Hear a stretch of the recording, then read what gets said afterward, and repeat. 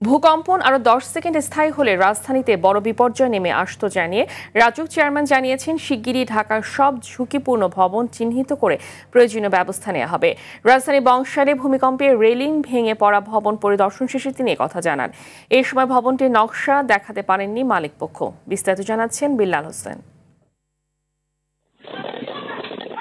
শুক্রবার সকালে 5.7 মাত্রার ভূমিকম্পে হঠাৎ কেঁপে ওঠে রাজধানী সহ সারা দেশ।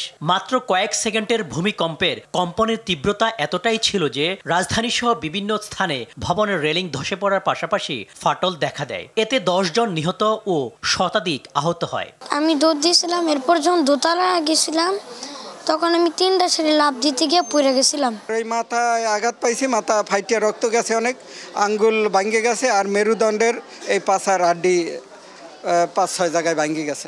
অজ্ঞান হয়ে গেছিলাম পুরা, এখন আমার কোমরের হাড্ডি ভেঙে গেছে, ব্যথা পেতেছে অনেক। এই অবস্থায় পুরান ঢাকার কসাইটলিতে ভূমিকম্পের রেলিং ভেঙে পড়া ভবন পরিদর্শনে যান রাজউক চেয়ারম্যান। পরিদর্শন শেষে বলেন, প্ল্যান ছাড়া ভবন করায় পুরান ঢাকার অধিকাংশ ভবন ঝুঁকিপূর্ণ।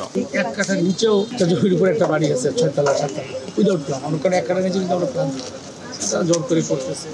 আমরা সেই মিটার কেটে দিচ্ছি, তারপরেও আবার চড়াই মিটার দিয়ে করতেছে, জেনারেটর দিয়ে করতেছে, রাত্রিবেলা করতেছে।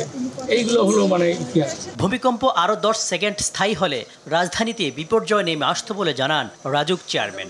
বাংলাদেশেই কিন্তু বেসিক্যালি একবারে কোনোটাই যে সেফ সাইডে আছে, কোনো জন যে আমি নিশ্চিন্তে আছি, নট দ্যাট। মানে পুরাটাই আমরা আছি, হয়তো আমাদের ফর্মুলা মতো, ইঞ্জিনিয়ারিং মতো, কোনোটা কম, কোনোটা বেশি। কম জমিতে থাকা পুরনো বা উঁচু বাড়ি ভেঙে কয়েকজন মিলে বাড়ি বাড়ানোর পরামর্শ দেন রাজউক চেয়ারম্যান।